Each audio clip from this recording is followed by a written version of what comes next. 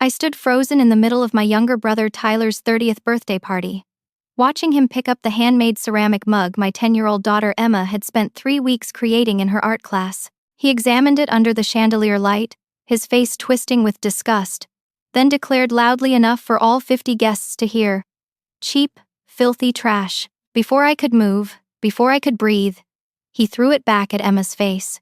The mug shattered against the marble floor, pieces scattering everywhere like my daughter's heart.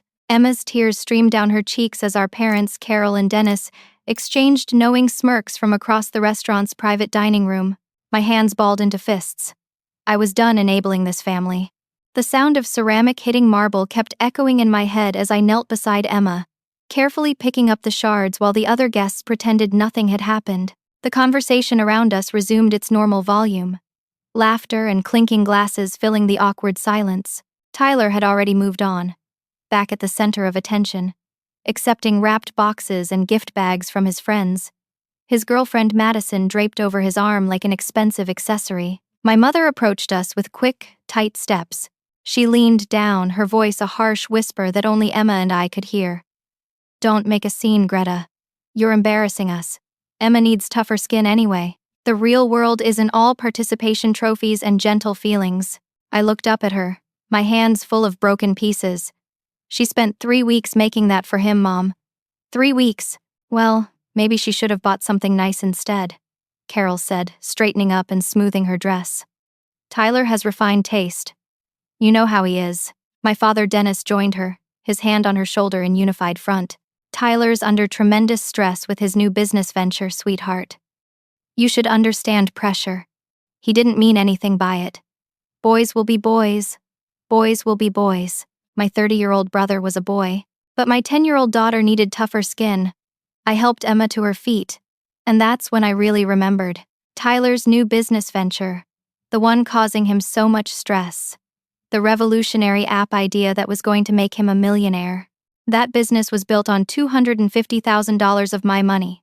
Money from Patrick's life insurance. Money from my late husband, who died in a car accident 3 years ago, leaving me and Emma with $500,000 and a hole in our lives that would never completely fill. The memory of 6 months ago came flooding back as I watched Tyler pose for photos with Madison, both of them grinning at someone's phone camera. He had come to my house on a Sunday afternoon, unusually humble, talking about his big idea, an app that would revolutionize how small businesses managed inventory. He had spreadsheets, projections, a whole presentation on his laptop. "I just need initial funding," he had said, sitting at my kitchen table where Patrick used to sit. $250,000 to get started. "I've got investors lined up for the next round, but I need to show proof of concept first." I had hesitated. That was half of everything I had left of Patrick, half of Emma's security. Then the pressure started. My parents called daily. "Family helps family, Greta. Patrick would want you to support your brother. He always said family came first." They conveniently forgot that I put myself through community college while working 2 jobs at a diner and a hardware store. They forgot that they paid for Tyler's 4 years at an expensive private university, where he barely passed, changed majors 3 times, and graduated with a degree in business that he'd never used until now. They forgot, or more likely, they never cared to remember. So I gave Tyler the money. And then, because my mother said he needed to look professional for investor meetings, I bought him a BMW. $60,000 for a car so he could project success. The car he was probably driving tonight, parked in the restaurant's valet lot. "Mom." Emma's small voice broke through my thoughts. "Can we go home?" I looked at my daughter. Mascara from the makeup she'd been so excited to wear for the first time ran down her cheeks. Her pretty blue dress had a small tear at the hem from where she'd stumbled backward when the mug came at her face. Other children at the party, kids of Tyler's friends, were whispering and pointing at her. My best friend Julianne appeared at my elbow. She'd been invited because our families had been close for years. "Greta," she said quietly, "when are you going to stop letting them walk all over you?" I didn't answer. I couldn't, because I didn't have an answer. Tyler was at the microphone now, about to give his thank you speech. He looked so pleased with himself, so confident, so completely unaware that he'd just destroyed a little girl's heart. Something inside me snapped. I stood up, leaving the ceramic pieces on the floor, and walked toward the microphone. Tyler saw me coming and smiled, assuming I was going to say something supportive, something sisterly. I took the microphone from his hand. The room went quiet. "Thank you all for coming to celebrate Tyler's birthday," I said, my voice steady even though my hands were shaking. "I need to say something before Tyler gives his speech." I turned to face my brother. Up close, I could see the surprise in his eyes, the beginning of concern. "Tyler, I'm pulling my investment from your business, effective immediately. The $250,000 I gave you 6 months ago. I want the BMW keys, please. Right now." The room erupted in shocked whispers. I heard my mother gasp. My father said my name like a warning, but I kept my eyes on Tyler. For a moment, just a moment, I saw something flicker across his face. Fear. Maybe. Reality. Then he laughed. A big, performative laugh for the audience. "Yeah. Right, Mom." Very dramatic. He used his childhood nickname for me, the one that made me sound maternal and uptight. "You're making your point." "I get it. Well, talk later." He reached for the microphone, but I pulled it back. "I'm completely serious. The keys, Tyler. Now." He patted his pocket, smirking. "Sure thing, sis. Whatever you say." But he didn't move to take them out. He thought I was bluffing. He thought this was a show, that I'd back down like I always did. Madison looked uncomfortable now, her Instagram-ready smile faltering. I handed the microphone to the confused party coordinator and walked back to Emma. Julianne had her coat ready. As we left, I heard Tyler's voice boom through the speakers. "Sorry about that, everyone. Family drama, you know how it is.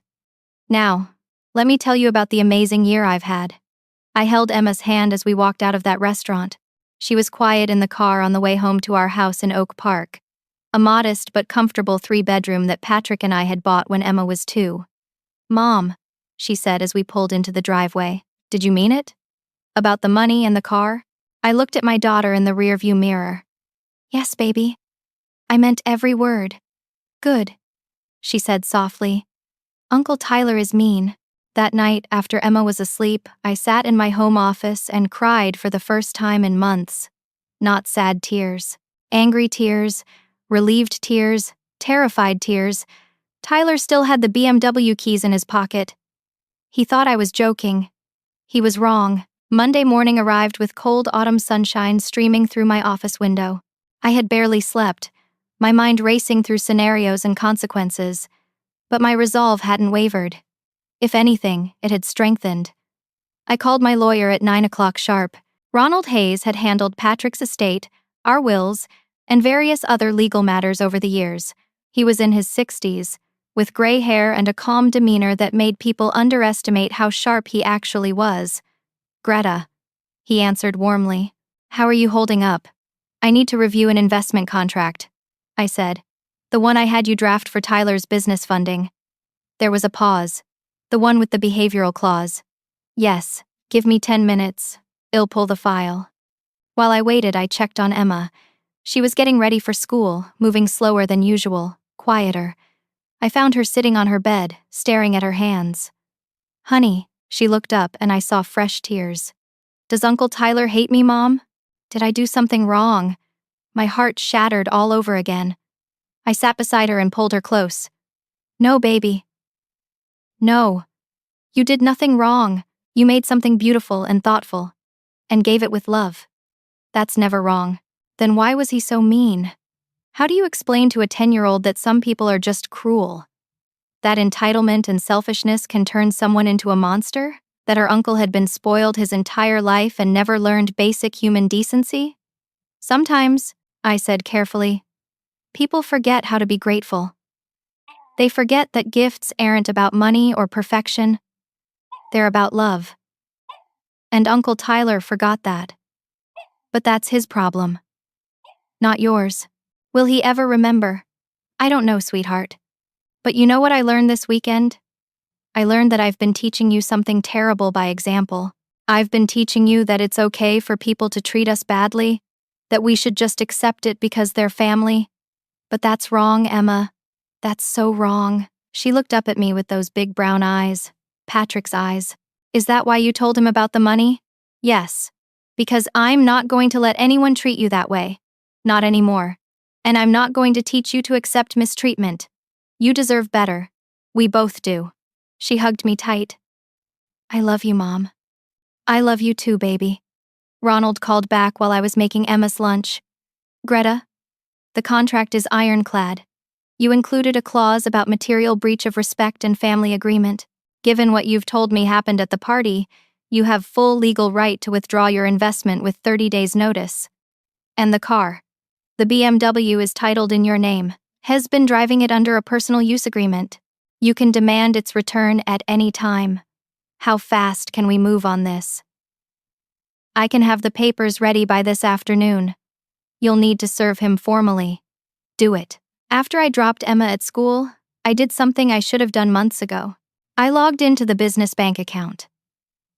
As the primary investor, I had viewing access, though Tyler controlled the spending. What I found made me physically sick. In 6 months, Tyler had spent $180,000. There was only $70,000 left. I started going through the transactions, my horror growing with each line item. $15,000 for office furniture from a high-end design store. $20,000 for a lease on office space in a trendy downtown building. Far more space than a startup needed. $8,000 on a team-building retreat to Las Vegas. $12,000 on another business development trip to Miami. $6,000 on a standing desk and ergonomic chair. Thousands more on computers, software, equipment that seemed excessive for an app that was supposedly still in development. And then I found the payments to the development team. Head hired overseas contractors at the cheapest rate possible, and based on the amount and frequency of payments, they'd barely started any actual work. Tyler had been living like a millionaire on my dead husband's money, while doing almost nothing to build an actual business. My phone started ringing around 11. First, my mother. How dare you? Carol screamed the moment I answered. How dare you humiliate your brother like that? In front of all his friends. In front of Madison's family. Do you have any idea what you've done? Mom, he threw a handmade gift in Emma's face. Oh, for heaven's sake, Greta. So he didn't like a mug. You're going to destroy his business over a mug. No, Mom. I'm going to protect my daughter and my investment. Did you know has spent $180,000 in 6 months with almost nothing to show for it? She didn't care. She actually didn't care. Has building something. These things take time. You're just jealous that he's finally succeeding. I hung up on her. Something I'd never done before. My father's email arrived an hour later. A long, rambling message about family loyalty, about forgiveness, about how Tyler had apologized to Emma privately and I was being unreasonable. Except Tyler hadn't apologized to Emma. It'd been with Emma all morning. Then the group text started. Aunts, uncles, cousins, all of them telling me I was being selfish, that family should support each other, that I was blessed with Patrick's insurance money and should share it. None of them mentioned Emma. Not one. Wednesday evening, Tyler showed up at my house. I watched through the window as he parked the BMW in my driveway, Madison in the passenger seat. They both got out, Madison holding her phone up. Probably recording. I opened the door before they could ring the bell. I didn't want Emma to hear this. Tyler. Greta. He smiled, but it was condescending. Can we talk? Somewhere private. Emma's upstairs doing homework. We can talk here. Madison hovered behind him. Phone definitely recording now. I'm here for moral support, she announced. And for protection. We want documentation of this conversation. Fine. I stepped onto the porch, closing the door behind me. What do you want? Tyler sighed like I was being difficult. Look, if you want me to apologize to Emma, fine. I'm sorry. I was stressed. I didn't think about her feelings. Now can we stop this nonsense about the money? That's your apology. What do you want, Greta? You want me to grovel? Get on my knees? I said I was sorry. You're not sorry. You're inconvenienced. His jaw tightened. You know what? Fine. Be petty. Be childish. But you're not getting that money back and you're not getting the car. It's in my possession, and good luck getting it without a court order. I pulled the envelope from my jacket pocket. Ronald had delivered it that afternoon. Court order. Investment withdrawal notification. Vehicle return demand. All legal, all binding. Tyler took the papers, scanned them, then laughed. Actually laughed. You're really going to do this? You're really going to sue your own brother? Yes. Mom and Dad will never forgive you. I'll learn to live with that. Madison stepped forward, phone in my face. This is financial abuse. You gave him that money as a gift. You can't just take it back. It was an investment with a contract. And he breached the terms. Tyler crumpled the papers and threw them on my porch. Sue me then. That'll look great. Sister suing brother over a little family disagreement. The whole family will know what kind of person you really are. He turned to leave, then stopped. Oh, and Greta? Good luck getting any family support when you need it. You just burned every bridge you had. They got in the BMW and Tyler peeled out of my driveway, leaving rubber marks on the street. I picked up the crumpled papers, smoothed them out, and went back inside. Emma was standing at the top of the stairs. I heard. She said quietly, I know, baby. I'm sorry. Don't be sorry, Mom. She came down the stairs and hugged me. You're doing the right thing. Even I can see that. Out of the mouths of children. That night, I made copies of everything. The contract. The bank statements. The transaction history. The papers Tyler had crumpled. I organized it all in folders, digital and physical. Because Tyler was wrong about one thing. I wasn't done. I was just getting started. Friday morning, I filed the paperwork with Ronald's help. The court date was set for 45 days out. Tyler was served with papers at his fancy downtown office, the one he was already 3 months behind on rent for, according to the building manager. I'd called to verify his lease. By Friday afternoon, Tyler's social media explosion began. His Instagram post showed a photo of us from childhood, him about 5, me about 10, both smiling at the beach. The caption read, "When family turns on you for no reason, when jealousy destroys relationships." I've worked so hard to build something meaningful, and some people just can't handle watching others succeed. Prayers appreciated during this difficult time. The comments poured in. So sorry, Tyler. Family can be the worst. Stay strong, brother. Madison's post was worse. She had 80,000 followers, mostly young women who followed her lifestyle and fashion content. Her post featured a tearful selfie with the caption, "Watching someone I love be torn down by vindictive family members. He gave her his love and trust, and she's literally trying to destroy his dreams. This is what narcissism looks like." Her followers descended on my business page like locusts. I ran a small financial consulting firm from home, helping individuals and small businesses with investment strategies and retirement planning. Within hours, I had dozens of one-star reviews from people who'd never been my clients. Greedy and heartless. Steals from family. Can't be trusted with money. Narcissistic abuser. By Monday, 3 of my actual clients called with concerned questions. They'd seen the reviews, heard rumors. I explained calmly and professionally, and 2 of them accepted my explanation. One said she'd prefer to find a new consultant, just to be safe. Sunday dinner was the weekly tradition in our family. Every Sunday at 5 o'clock at my parents' house. It'd been going for 20 years, even after Patrick died, even when I was exhausted or sick. Emma loved seeing her grandparents every week. This Sunday, 5 o'clock came and went. No call, no text. At 5:30 I called my mother. She answered on the 4th ring. "Yes, Mom, it's Sunday dinner." "Oh, well, Tyler's here, Greta. I didn't think you'd want to come, given the circumstances. We're having a nice family meal. A nice family meal. Without me and Emma." "I see. Don't be dramatic about this either. You've made your choice. You chose money over family. Now we're choosing sides too." She hung up. Emma heard the conversation from the living room, where she'd been reading. She came to the kitchen, where I stood frozen with the phone still in my hand. "They're having dinner without us." I nodded, not trusting my voice. "Grandma and Grandpa chose Uncle Tyler over us." "It looks that way, honey." She was quiet for a long moment.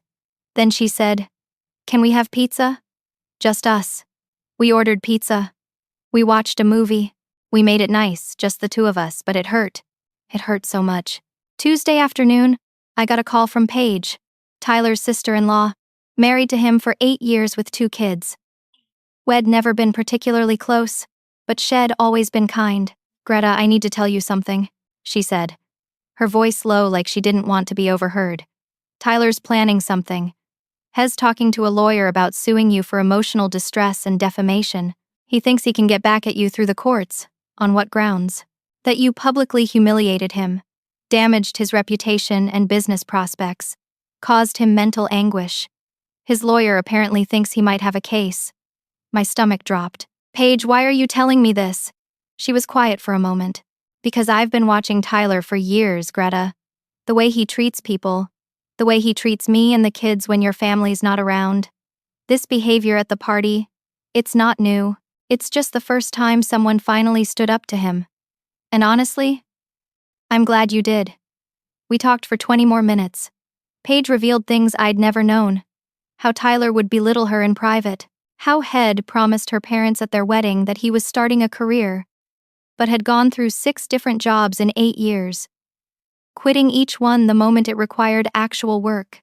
How Head maxed out credit cards and then sweet-talked my parents into paying them off, multiple times. "I have 2 kids," Paige said sadly. "And no degree, no career. I've been a stay-at-home mom. I feel trapped. But you, Greta, you're free. You can actually do something. Don't let them bully you into backing down." Wednesday, Emma came home from school crying harder than I'd seen since the funeral. "Baby, what happened?" Between sobs, she told me. Tyler's kids, her cousins, 8-year-old Jack and 12-year-old Sophie, had told other students at school that Emma's mom was a mean witch who steals from family. The story had spread. Kids were asking Emma about it. Some were avoiding her. The school counselor, Mrs. Patterson, called 10 minutes later requesting a meeting. I sat in her office Thursday afternoon while Emma attended music class. Mrs. Patterson was professional and kind, but clearly concerned. "Emma's been through a lot," she said gently. "Losing her father, and now this family conflict. I want to make sure she has the support she needs." "She's in therapy," I said. "Has been since Patrick died." "That's good. And I want you to know, I'm not judging the situation. Family conflicts happen, but Emma's cousins attending this school does complicate things socially. Are they bullying her? I wouldn't say bullying yet, but there's definitely been unkind talk. I've spoken with their parents, and Tyler's wife seemed concerned and said she'd talk to the children. But I wanted you to be aware. That night, I couldn't sleep. The weight of everything pressed down on me. Tyler was poisoning the family against me, including the children. My parents had chosen him. I was losing clients. And now Emma was suffering socially at school. Had I made a terrible mistake? But then I remembered Emma's face when that mug hit the floor. I remembered the smirk on my mother's face. I remembered Tyler's condescending laugh. No, I hadn't made a mistake. I'd finally done the right thing. Friday morning, my friend Claudia called. She was a forensic accountant, someone I'd known professionally for years. We'd had coffee the previous week and I'd mentioned the situation vaguely. "Greta, I've been thinking about your brother's business. If you want, I could take a look at those records you mentioned. Pro bono. Call it a favor between friends." "Claudia, I can't ask you to do that. You're not asking. I'm offering. Something about this whole thing doesn't sit right with me. And I'm good at finding things people want to hide." I sent her the bank statements and transaction records I'd downloaded. She called back 3 hours later. "Greta, we need to talk, in person. Today." We met at a coffee shop. Claudia had her laptop and a grim expression. "This isn't just wasteful spending," she said, pulling up spreadsheets. "This is fraud. Look at this. This charge for $12,000 to a jewelry store. This one for $8,000 to a wedding venue. These restaurant charges, these shopping sprees. Has been using business funds for personal expenses. Can you prove it?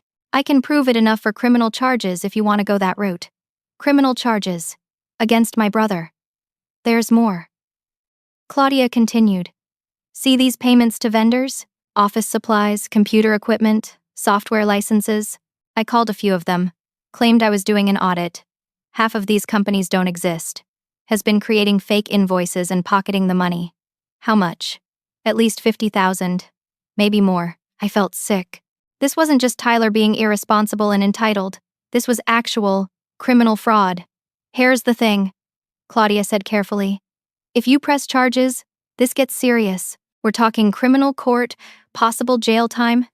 Is that what you want? I didn't know. He was still my brother.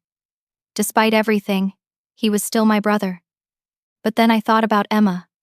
About the lessons I was teaching her. About what it meant to hold people accountable. Let me think about it, I said.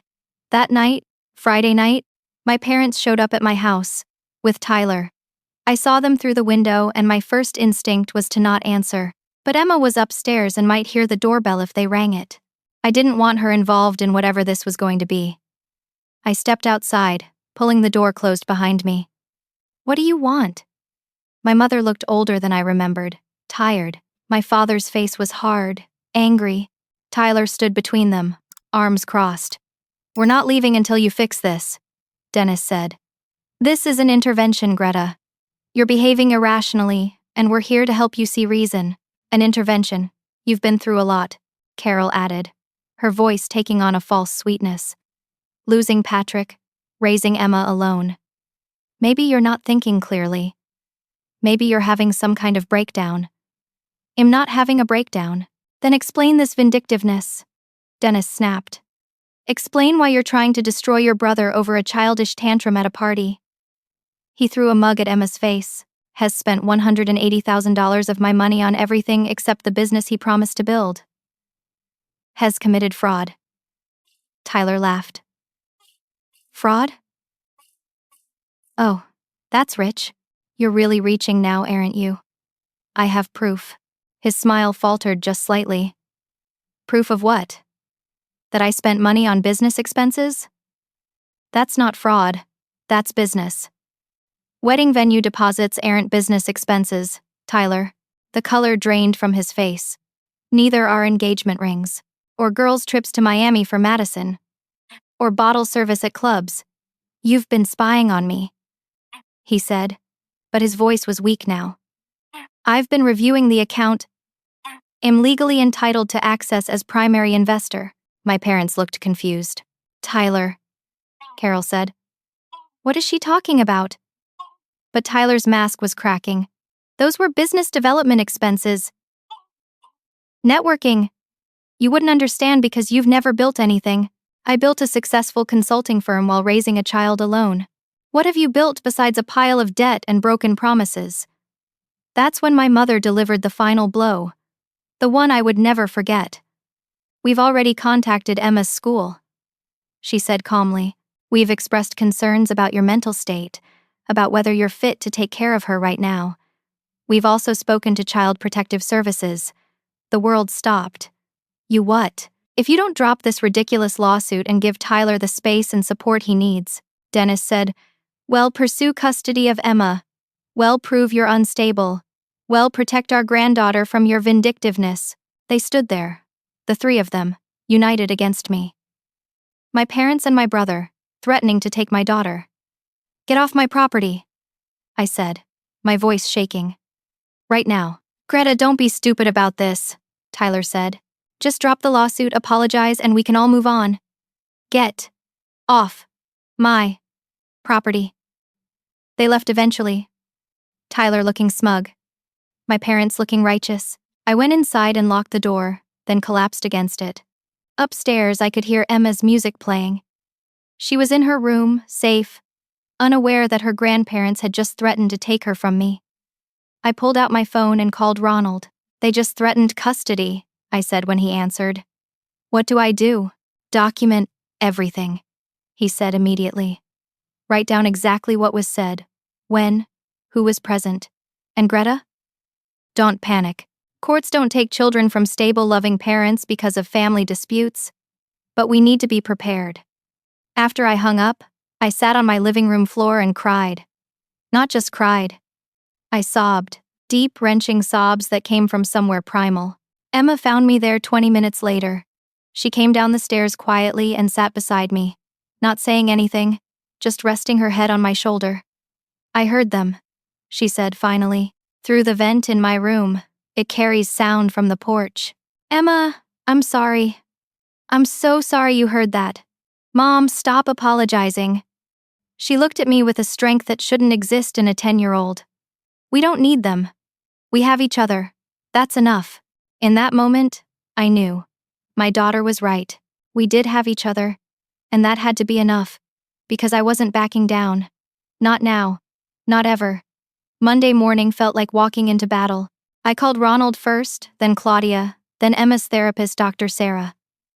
We assembled a war council of sorts. Everyone bringing their expertise to protect what mattered most.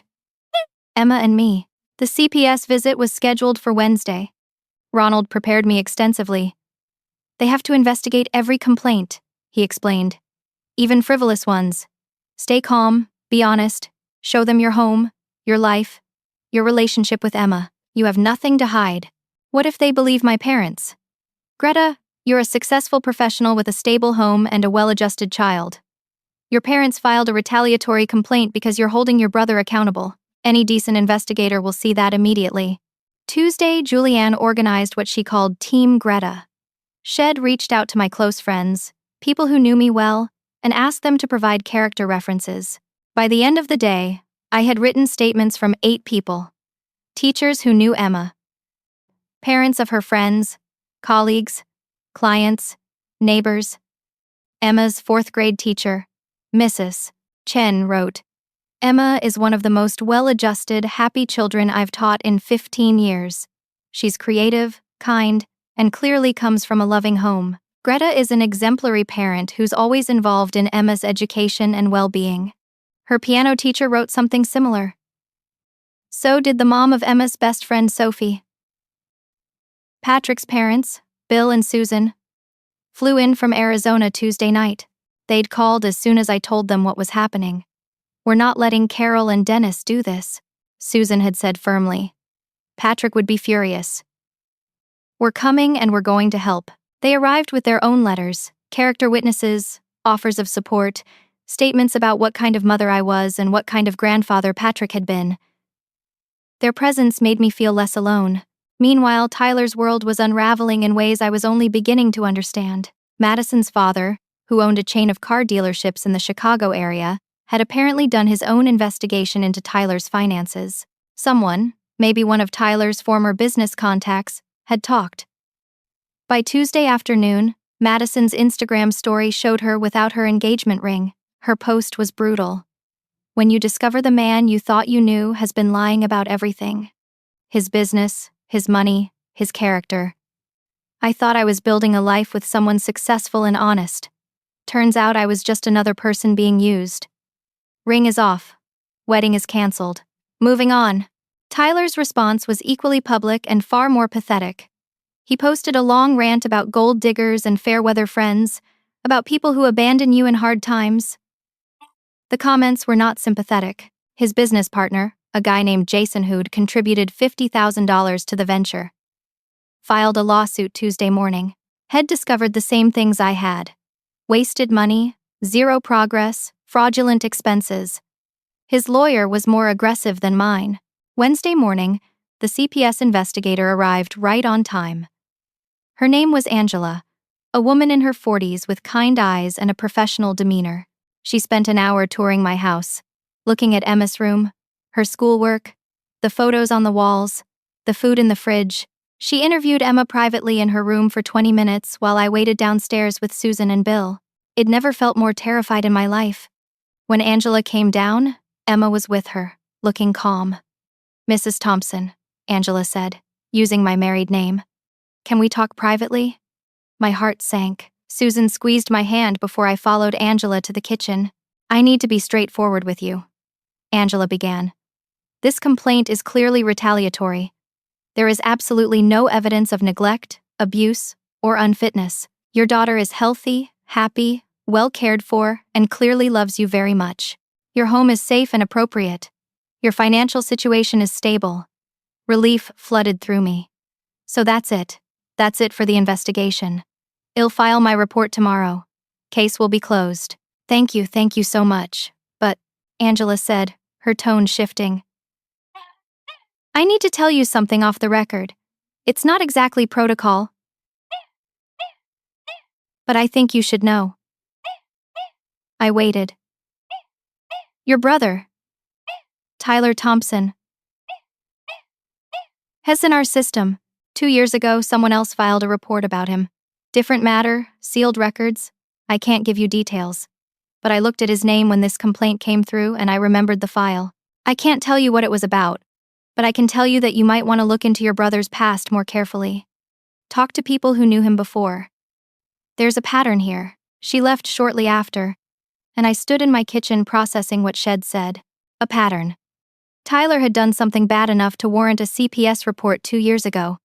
I called Claudia. I need you to help me find out about Tyler's past. Whatever you can dig up legally, ex-girlfriends, former roommates, people who knew him in college. She worked fast. By Friday, she had a list of names and contact information. I started with his ex-girlfriend from college, a woman named Amber who now lived in Indianapolis. I found her on social media and sent a careful, honest message explaining who I was and that I was trying to understand my brother better. She called me that evening. I've been wondering if anyone would ever ask about Tyler, Amber said. Her voice shook slightly. I've been waiting for years, honestly, for someone to finally see what he really is. What happened between you two? He was emotionally abusive, controlling. He isolated me from my friends, told me I was lucky he was with me, that no one else would want me. When I tried to leave, he threatened to hurt himself, to ruin my reputation, to tell everyone I was crazy. I'm so sorry. That's not even the worst part. He stole from me, credit cards in my name that I didn't know about. Maxed them out on his own stuff. $16,000 in debt that I discovered after we finally broke up.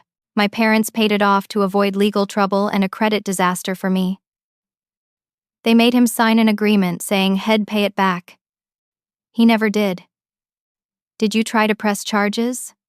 We thought about it, but his parents, your parents I guess, they got involved. They offered to pay half if we just made it go away quietly. They said Tyler was going through a hard time, that he was young and stupid, that he'd learn. They begged us not to ruin his future, so my parents had been cleaning up Tyler's messes for much longer than I realized. Paying off his debts, making his problems disappear, teaching him that there were never real consequences. Amber wasn't the only one. I talked to 3 other people over the next few days. A former roommate who said Tyler had stolen rent money and disappeared, leaving him to cover everything. A coworker from one of Tyler's brief jobs who said he'd taken credit for her work and gotten her fired when she complained. Another ex-girlfriend who'd had a similar experience to Amber, though less financially devastating. The pattern was clear. Tyler had been using, manipulating, and hurting people his entire adult life. And my parents had been enabling it, covering it up, making it possible. Friday evening, I called my mother. I needed to know if she understood what Shed raised. What Shed helped create. What do you want, Greta? She answered on the first ring, but her voice was cold. I talked to Amber. Silence. And Jason from college. And Rachel. And Marcus. Should I keep going? I don't know what you think you've discovered, but whatever they told you is ancient history. People change. Do they? Or do they just get better at hiding who they really are? Tyler made mistakes when he was younger, has grown up, has different now. Is he, Mom? Because from where I'm sitting, has exactly the same. He just found new people to use. And this time it was me. You're being incredibly cruel to your brother when he's at his lowest. No, Mom, I'm being honest for the first time in my life. And here's the thing I realized. You and Dad have given Tyler over $400,000 over the years, haven't you? Sharp intake of breath. It guessed, but her reaction confirmed it. We wanted to help our son succeed. And where did that money come from? Your retirement account? Your savings? That's none of your business. You're broke, aren't you? You've spent everything on Tyler. And when he came to me for money, you pushed me to give it to him because you had nothing left to give. You were counting on his business succeeding or on me continuing to fund him indefinitely. How dare you? But her voice cracked. We sacrificed everything for our children. No. Mom, you sacrificed everything for Tyler. You never sacrificed anything for me. I paid my own way through college. I bought my own car. I built my own life. The only thing I ever got from you was criticism and obligation. Because you were always fine. You were always so strong and independent, and you didn't need us. I was 10 years old working a paper route so I could buy school supplies, Mom. I was 14 babysitting every weekend while Tyler got driven to baseball practice and music lessons. I needed you. I just learned really early that needing you was pointless. She was crying now. This isn't fair, Greta. You're right. It's not. None of this is fair. But it's true. And you know what the saddest part is? You called CPS on me, threatened to take my daughter, and you still haven't once asked about Emma. You haven't asked if she's okay, if she's hurt, if throwing that mug at her face left a bruise. You don't care about your granddaughter. You only care about protecting Tyler. Emma is fine. She's strong, like you. She's 10 years old and her family just shattered around her. But you're right about one thing. She is strong, and she's going to stay strong because I'm finally going to show her what strength really looks like. It's not accepting abuse. It's not enabling toxic people. It's walking away from poison, even when that poison shares your DNA. I hung up before she could respond. That night, Emma and I sat in the living room with Bill and Susan. We ordered Chinese food and watched a silly movie. Emma laughed at the funny parts, cuddled against Susan on the couch, seemed genuinely happy. You're doing the right thing, Bill said quietly while Emma was in the bathroom. Patrick would be so proud of how you're protecting her. I keep questioning myself. That's how you know you're a good person. Bad people never question themselves. They just keep hurting others and calling it love. The next week, Tyler's car was repossessed. Not the BMW, that was already in impound waiting for the court to officially return it to me. His personal car, a lease he couldn't afford anymore. He posted about it on social media, painting himself as a victim of circumstances, of family betrayal, of bad luck. The comments were less sympathetic now. People were starting to see through him. I wasn't celebrating his downfall. I wasn't happy about any of this. But I was at peace with my decision. Because I'd finally learned something crucial. Protecting myself and my daughter wasn't cruel. It was necessary. It was survival. It was love. 3 weeks after the CPS visit, I sat in my lawyer's conference room preparing for court. Ronald had assembled everything. Bank statements, contracts, expert testimony from Claudia, character witnesses, documentation of Tyler's fraud. This is going to be straightforward, Ronald said. The evidence is overwhelming. Judge Carter has a reputation for being no-nonsense. She'll see through Tyler's excuses quickly. What if she thinks him vindictive? What if my parents' accusations stick? Greta, you have 12 people willing to testify on your behalf. Tyler has a public defender who looks like he'd rather be anywhere else. Your parents have exposed themselves as enablers. Trust the process. The courthouse was downtown, an imposing building with marble columns and security checkpoints. I arrived early with Julianne, Bill, and Susan. To my surprise, more people were waiting. Emma's teacher, Mrs. Chen, my friend Jennifer, who I'd met through Emma's school, Claudia, 3 of my long-term clients. We wanted to be here, Jennifer said, hugging me. To show support, Tyler arrived 20 minutes later with our parents. He looked terrible. Unshaven, wearing a wrinkled suit, eyes red-rimmed. Carol and Dennis looked older, smaller somehow. They saw me and looked away quickly. The courtroom was smaller than I expected. Judge Carter was a black woman in her 50s, with sharp eyes and an air of someone who'd seen everything twice. Tyler's public defender, a young man named Kevin who looked fresh out of law school, presented their case first. It was weak.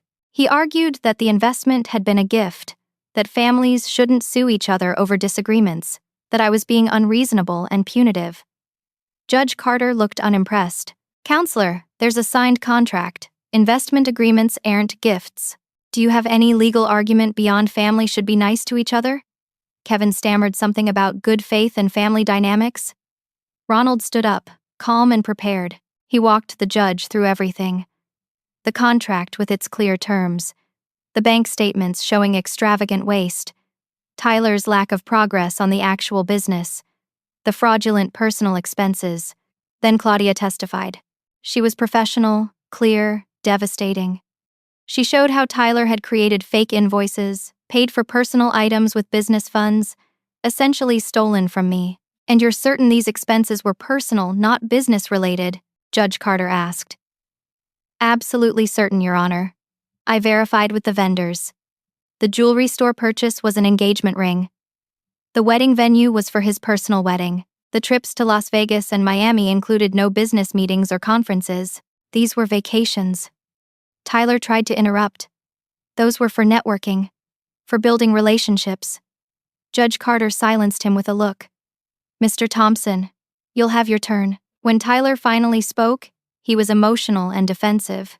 He talked about family loyalty, about how E'd always been jealous of him, about how this was revenge for childhood slights. He painted himself as a victim, someone trying to build something meaningful while being torn down by a vindictive sister. Your Honor, he said, voice breaking. I made mistakes. I'm not perfect. But families shouldn't destroy each other like this. My sister has Patrick's life insurance money, she's comfortable, and she's using the legal system to punish me for one bad moment at a party. Judge Carter let him finish. Then she looked at him for a long moment. Mr. Thompson, I've reviewed all the evidence. I've read the contract you signed. I've seen the bank statements. So let me be very clear. This isn't about a family squabble. This is about fraud. Tyler's face went white. You entered into a legal agreement to use investment funds for a specific business purpose. Instead, you used those funds for personal expenses, including fraudulent invoicing. That's not a disagreement. That's criminal behavior.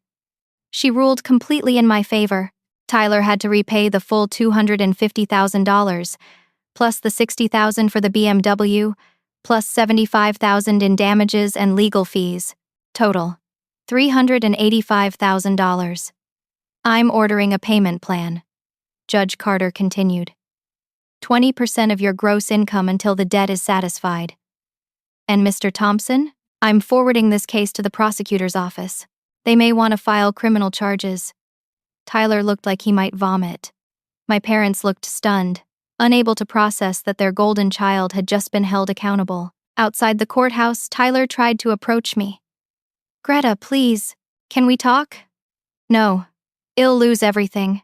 I'll have to file bankruptcy. My life is ruined. You ruined it yourself. Please. I'm your brother. I'm sorry. I'm really sorry.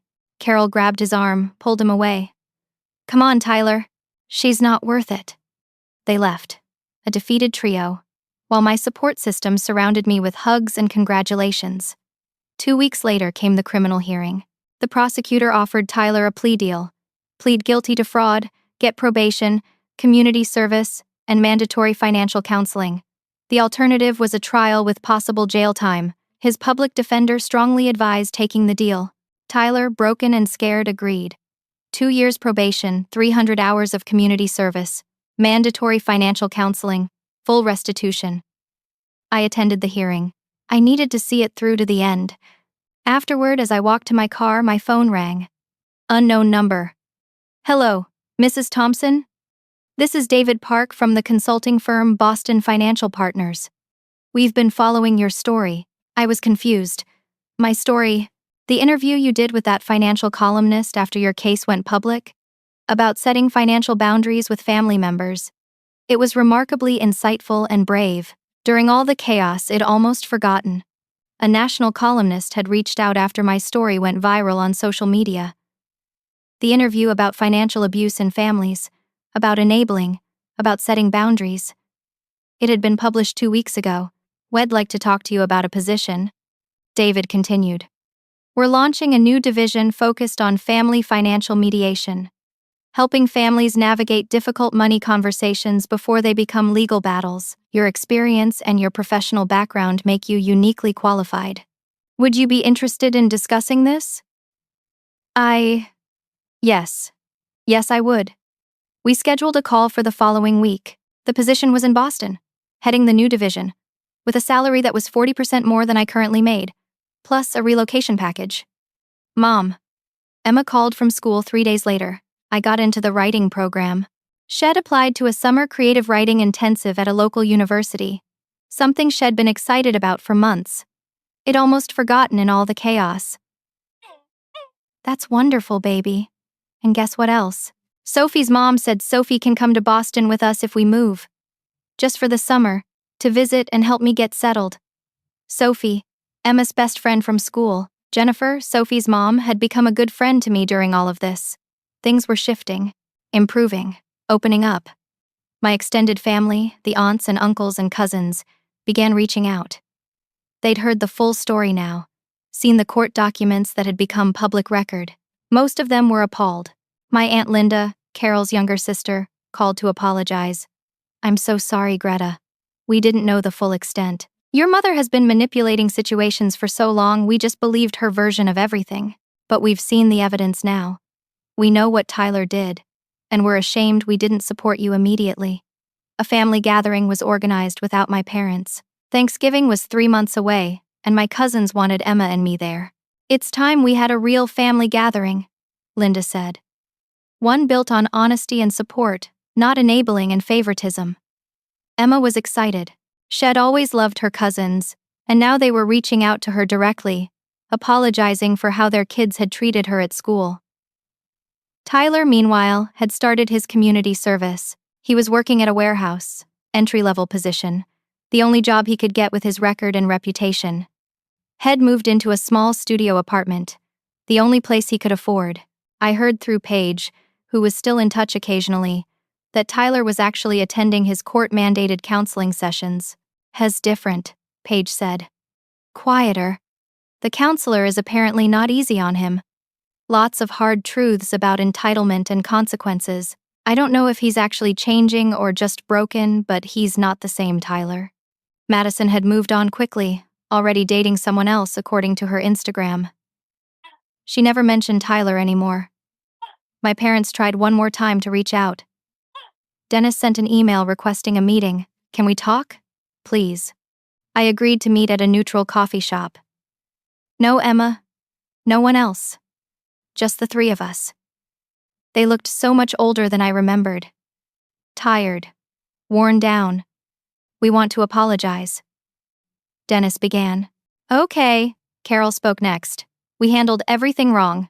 We see that now. We've been in therapy, trying to understand how we got here. How we raised one child who's in legal trouble and pushed away another child who's successful and good. We just wanted Tyler to succeed so badly," Dennis added. "We saw him struggling and we kept trying to help. We didn't realize we were making it worse." "You didn't just make it worse for Tyler," I said quietly. "You made it worse for me and for Emma too. You taught Tyler that he never had to face consequences. And you taught me that my needs didn't matter.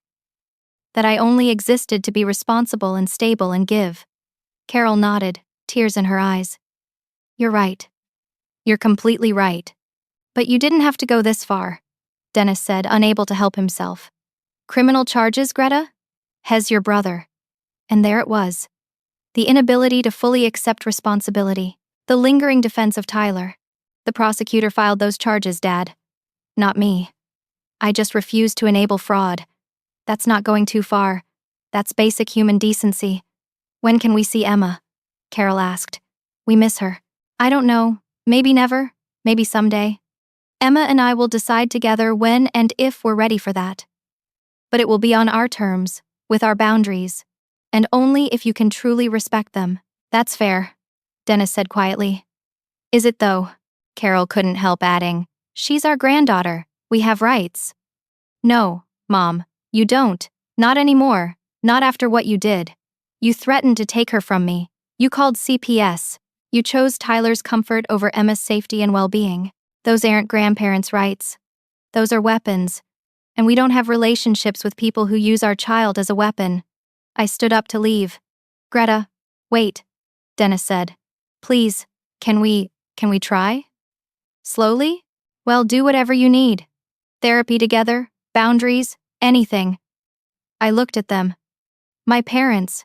Two people who'd shaped my entire life, mostly by showing me what not to be. "Maybe," I said, "maybe someday. But not now. Now Emma and I need space to heal. And you need to figure out who you want to be. Not Tyler's rescuers. Not my critics. Just people. Good people. If you can figure that out, really figure it out, then maybe we can talk. I left them sitting there, two elderly people facing the consequences of decades of choices. It didn't feel good, but it felt right. That weekend, Emma and I started packing. Wed accepted the Boston position. Fresh start. New city. New opportunities. Emma was excited. Already researching her new school. Looking at photos of our new neighborhood in Newton. "Mom," she asked while we were wrapping dishes, "are you happy about moving?" I thought about it. Really thought about it. "Yes, baby. I really am. This feels like the beginning of something good. Something we're building just for us." "Me too," she said, smiling. "I can't wait." We packed our life into boxes, ready for the next chapter. The civil court case had concluded in my favor, but my calendar showed another date circled in red. 3 weeks from now, the criminal sentencing hearing for Tyler. I didn't have to attend, but something in me needed to see it through completely. The weeks leading up to it were busy with preparations for Boston. Emma and I had visited twice already, looked at schools, explored the neighborhood. Our townhouse in Newton was beautiful. 3 bedrooms, a small backyard, walking distance to Emma's new school, and a park. Jennifer and Sophie planned to visit for a week in the summer to help Emma settle in. Julianne was already talking about flying out for Thanksgiving. Bill and Susan offered to come anytime we needed them. My new job at Boston Financial Partners started in 6 weeks. I'd already begun transitioning my current clients to other consultants, keeping only those willing to continue remotely. The morning of Tyler's sentencing, I drove downtown alone. I didn't tell Emma where I was going. She was spending the day with Jennifer and Sophie, blissfully unaware. The courtroom was nearly empty. Just Tyler, his public defender Kevin, the prosecutor, the judge, and a few court staff, and in the back row, unexpectedly, Paige. She gave me a small wave. I sat beside her. "I'm filing for divorce," she whispered before the proceedings began. "It's time. The kids and I deserve better. Good for you. I wanted to be here today to testify if needed. To be honest about what I witnessed. Tyler using your money for our wedding deposit, him laughing about manipulating you. I should have said something sooner. You're saying it now. That's what matters." Judge Martinez, a stern-looking man in his 60s, reviewed Tyler's file. The plea agreement had been accepted. Now came sentencing.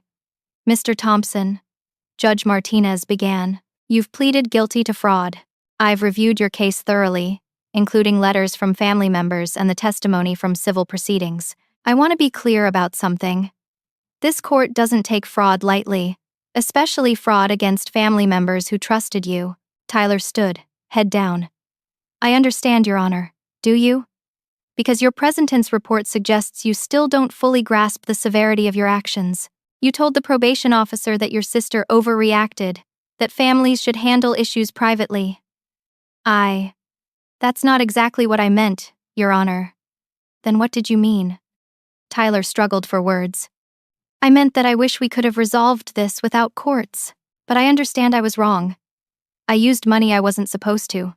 I hurt my sister and my niece. The terms of your plea agreement are 2 years probation, 300 hours community service, mandatory financial counseling, and full restitution of $385,000. Do you understand these terms?" "Yes, Your Honor. Let me be very clear about something, Mr. Thompson. If you violate probation in any way, if you miss counseling sessions, if you fail to make restitution payments, you will go to jail. This is your one opportunity to demonstrate you can be a responsible adult. Don't waste it." "I won't, Your Honor." The judge signed the sentencing order. It was done. Official. Final. Outside, Paige hugged me. "Thank you for doing this. For holding him accountable. It gave me the courage to finally leave." "You were always strong enough, Paige. You just needed to see it. Will you keep in touch? After you move?" "Of course." She left to pick up her kids from school. I stood on the courthouse steps, feeling the weight of months of stress finally lifting. My phone buzzed, a text from David Park at Boston Financial Partners. "How's the transition going? We're excited to have you on the team." I smiled and replied, Going well, ready to start. Another text, this one from Emma. Mom, when you get home, can we make cookies? Sophie wants to try your chocolate chip recipe. Of course, baby. Be home soon. Life was moving forward. 2 weeks later, my LinkedIn profile exploded with activity. The articles I'd written about financial boundaries in families, based on my experience, were being shared widely. I received messages from people all over the country, therapists wanting to refer clients, financial advisors wanting to collaborate, people sharing their own stories of family financial abuse. One message stood out, from a woman in Seattle. Thank you for writing about this. I've been supporting my adult son for 15 years. Making excuses, enabling his irresponsibility. Your story gave me the courage to say no, to set boundaries. He's angry now, but I know it's the right thing. Thank you. I was helping people. My pain had purpose. The extended family Thanksgiving was planned at Aunt Linda's house in Milwaukee. 15 cousins, their spouses, their kids, a real family gathering. Emma was counting down the days. Will Grandma and Grandpa be there? She asked one evening while we were sorting through her clothes, deciding what to pack for Boston. No, honey, they weren't invited. Good, she said simply, then went back to folding her sweaters. The acceptance in her voice, the lack of guilt or confusion, told me I'd done the right thing. Children understand toxic relationships more clearly than adults sometimes. They haven't learned yet to make excuses for bad behavior. 3 days before we moved, Tyler sent a letter. Actual handwritten letter, delivered by mail. I stared at it for 20 minutes before opening it. The handwriting was shaky, nothing like Tyler's usual confident scrawl.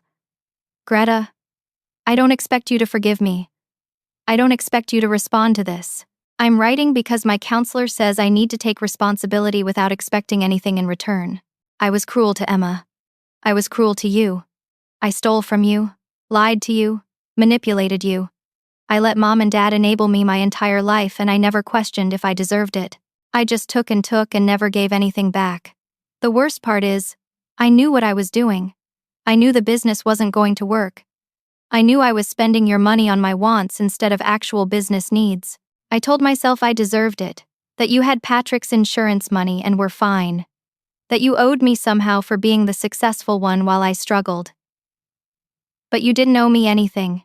You never did, and I took advantage of your kindness and your sense of family obligation. Emma's gift was beautiful. The mug she made. It was thoughtful and sweet, and came from her heart. I threw it at her because I was embarrassed that my girlfriend's family was there seeing someone give me a homemade gift, instead of something expensive. I cared more about looking successful than about my niece's feelings. I'm working at a warehouse now. Loading trucks, moving boxes. It's honest work and I'm good at it. Got promoted to supervisor last month. I have a tiny apartment, no car, no fancy life, and for the first time since college, am not in debt to anyone except you. I'm paying 20% of my wages to restitution. It'll take years to pay you back, but I will. I'm also in counseling still, even though the court only mandated 6 months. I'm choosing to continue because I'm starting to understand how broken my thinking was, how entitled, how cruel. I don't know if I'm changing or if I'm just finally seeing who I really was. But I'm trying. You don't owe me forgiveness. You don't owe me anything. I owe you everything. An apology, the money, better behavior, respect, and even if I pay you back every penny, it'll never really repay what I took from you and Emma. I'm sorry. I'm so sorry. You deserve the happiness you're building. Emma deserves the mother who fights for her, and I deserve the consequences I'm living with. Be happy, Greta. You've earned it. Tyler, I read it 3 times. Looking for manipulation, for excuses, for the old Tyler lurking between the lines, but all I found was someone who finally, possibly, understood the damage had caused. I showed it to Emma that night. She was old enough to hear it, to understand. She read it carefully, her face serious. Then she handed it back to me. Do you forgive him, Mom? I don't know yet, baby. Maybe someday. But forgiveness doesn't mean letting him back into our lives. It just means letting go of the anger. That's okay, she said. I'm not angry at him anymore. I just don't want to see him. That's fair. Are you going to write back? I thought about it. Maybe. Not now. But someday. I might. If he keeps changing, if he keeps being honest, if he keeps paying back what he owes, maybe then we'll see. I filed the letter away in a folder with all the other documents from this chapter of our lives. Someday I might respond. Someday I might not. It was my choice now. Moving day arrived with perfect fall weather. The moving truck took our furniture. Julianne, Jennifer, Sophie, and Bill and Susan all came to help with final boxes and goodbyes. You're going to do amazing things in Boston, Julianne said, hugging me tight. I'm so proud of you. Come visit for Christmas, I said. Both of you. I looked at Jennifer and Sophie. We will, Jennifer promised. Emma said goodbye to her room, to the house where Shed lived since she was 2, where her father had lived and laughed and died. Ready? I asked her. She took one last look around, then nodded. Ready, Mom? Let's go build something new. We climbed into my car, Bill and Susan following in theirs to help us settle in Boston. The house in Oak Park, with all its memories, good and bad, disappeared in the rearview mirror. I thought about the journey. From that awful birthday party to this moment, the pain, the betrayal, the fighting back, the victory, the family members lost and the ones gained, the lessons learned and the strength discovered. Emma was humming in the back seat, looking at pictures of her new school on her tablet. Happy, excited, unbroken. I'd protected her. I'd protected myself. I'd said no to people who thought they owned my compliance because we shared blood, and in doing so, I'd taught my daughter the most important lesson of her life. Love yourself enough to walk away from poison, even when it looks like family. Boston waited ahead. New job, new home, new beginning. And for the first time in longer than I could remember, I felt free. 6 months flew by faster than I thought possible. Boston in winter was beautiful. All snow-covered streets and historic architecture. Emma thrived in her new school, making friends easily, joining the pottery club where she created pieces even more beautiful than the mug Shed made for Tyler. She never mentioned him. She never asked about my parents. It was like Shed closed that chapter of her life completely and moved on with the resilience that only children possess. My job at Boston Financial Partners exceeded every expectation. The family financial mediation division I headed was helping dozens of families navigate difficult conversations about money, inheritance, loans, and boundaries. I drew on my own experience constantly, helping adult children learn to say no to entitled parents, teaching families how to support each other without enabling destruction. WED received local news coverage, and I'd been invited to speak at 3 financial planning conferences.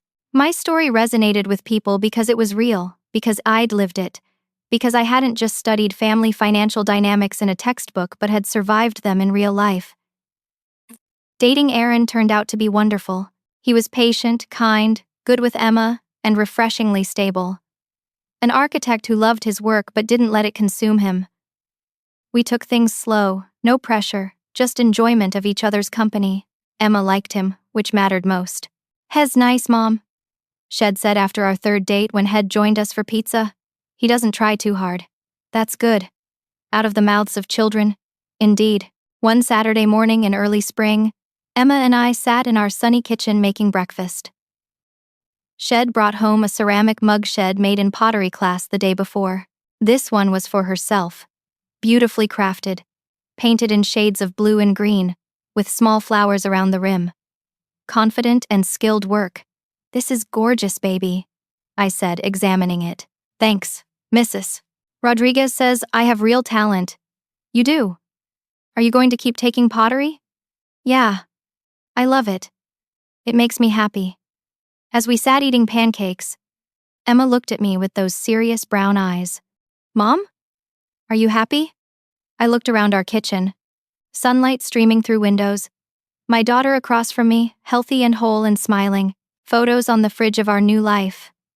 Emma with her new friends, me at a work event, the 3 of us with Aaron at the harbor, Bill and Susan visiting last month. "Yes, sweetheart, I really am." "Me too," she said simply, then took another bite of pancakes. My phone buzzed. Text from Paige. "Divorce finalized today. I'm free." Thank you for showing me it was possible. I smiled and replied, Congratulations. You were always strong enough. Another text, from Aunt Linda. Family reunion this summer? Everyone wants to see you and Emma. Your cousins are planning it now. Well, be there, I responded. I thought about the journey that had brought me here. That horrible birthday party felt like a lifetime ago now, though it had only been 10 months. 10 months since Tyler threw that mug at Emma's face. 10 months since I finally stood up and said no. So much had changed. Tyler was still in Chicago, still working at the warehouse, still in counseling according to the occasional updates from Paige. Had paid $28,000 so far toward the restitution. It would take years, maybe a decade or more, but he was paying. And more importantly, according to Paige, he seemed genuinely different. Quieter, more thoughtful, actually reflecting on his actions. Whether that change was real or permanent, I didn't know. Time would tell. My parents had sent a few more emails, increasingly humble, asking about Emma, wondering if we could talk. I'd responded once, briefly, saying we needed more time. Maybe next year we'd consider a supervised visit. Maybe. But only if they could respect our boundaries. Only if they could acknowledge their mistakes fully. Only if they put Emma's well-being above Tyler's comfort. Dennis' response had been accepting. Carol's less so, still making small excuses, still unable to fully let go of defending Tyler. So we remained distant. Maybe that would heal someday. Maybe it wouldn't. I'd made peace with both possibilities. The extended family, though, had embraced us completely. Regular video calls with cousins, plans for the summer reunion, Emma corresponding with her second cousins through letters and emails. She was learning what healthy family relationships looked like. Support without enabling, love with boundaries, connection built on mutual respect. And me? I'd learned the hardest lesson of my life. That family isn't just the people you're born to. It's the people who show up for you. It's the people who see you protecting yourself and your child and say, yes, that's right. We support you. It's Julianne flying to Boston every other month just to have coffee and catch up. It's Bill and Susan treating Emma like their only grandchild because she is. Because Patrick was their son and we're their family. It's Jennifer and Sophie coming for a week in the summer. Sophie and Emma already planning every detail. It's Paige finding the courage to leave an unhappy marriage because she saw me do it first. It's my colleagues and clients and new friends in Boston who only know this version of me. Strong, boundaried, confident. I'd lost my family of origin but built something stronger. A chosen family. A life built on respect and genuine love, rather than obligation and guilt. Emma finished her pancakes and stood up, carefully carrying her new mug to the sink. She washed it gently, dried it, then placed it on the shelf where we kept special things. Mom, she said, can Aaron come to the pottery showcase next month? I want him to see my work. Of course, baby. I'm sure he'd love to. She smiled and headed upstairs to get ready for her soccer game. I sat alone in the kitchen for a moment, holding my coffee, thinking about everything. The money would eventually be repaid. The legal battles were over. The family relationships were redefined, but none of that was really what mattered. What mattered was this. Emma knew her worth. She knew that she didn't have to accept mistreatment. She knew that her mother would fight for her, protect her, choose her over anyone and everyone else. She knew that love without respect wasn't really love at all. And I knew something too. That walking away from toxicity, even when it wore the mask of family, wasn't cruel. It was self-preservation. It was dignity. It was the greatest act of love I could show my daughter. Sometimes the people who share your blood are the ones who hurt you most. There's no shame in protecting yourself from them. There's no guilt in setting boundaries. There's no wrong in saying I love you. But I love myself and my child more. And you cannot be part of our lives if you continue to harm us. The greatest gift I gave Emma wasn't money or opportunities, or a nice house in a good neighborhood. It was the example of a mother who honored herself, who refused to teach her daughter through action that women should accept mistreatment from family just because it's family. Happy endings aren't about perfect reconciliation. They're not about everyone learning their lesson and coming together in tearful reunion. Sometimes happy endings are about peace, about building a life free from toxicity, about teaching the next generation that they deserve better and showing them what better looks like. Emma and I were happy, Really, truly happy. We'd walked through fire and come out stronger. We'd lost people we thought we needed and discovered we were enough on our own. We'd built something beautiful from the ashes of broken relationships. That afternoon, we went to Emma's soccer game. She scored 2 goals. Aaron was there, cheering from the sidelines with me. Afterward, we got ice cream and walked through the park. Emma chattering about her game, about pottery class, about the book she was reading. Normal life. Beautiful, simple, peaceful, normal life. As we walked home in the spring sunshine, Emma grabbed my hand. Mom? I'm glad we moved here. I'm glad everything happened the way it did. Is that weird? No, baby. Not weird at all. Sometimes the hardest things lead us to the best places. That's what I think too. We walked the rest of the way home together, hand in hand, mother and daughter, survivors and thrivers, 2 people who'd learned that protecting yourself isn't selfish. It's survival, it's strength, it's love, and sometimes it's the only way to find true happiness. Now, I'd love to hear from you. Have you ever had to set boundaries with family members? Even when it was painful? Have you struggled with the balance between family loyalty and self-protection? How did you find the courage to put yourself and your children first? Share your thoughts and experiences in the comments below. Your story might be exactly what someone else needs to hear today. If this story resonated with you, please hit that like button and subscribe to hear more stories about real people facing difficult situations with courage and grace.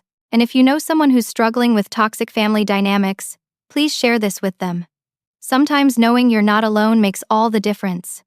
Thank you for listening to my story. Thank you for being here. I wish you the courage to honor yourself, the strength to set boundaries, and the peace that comes from building a life on your own terms. Be well, be strong, and remember, you deserve better than accepting mistreatment just because someone shares your DNA. Your well-being matters. Your children are watching. Teach them what strength really looks like. Until next time.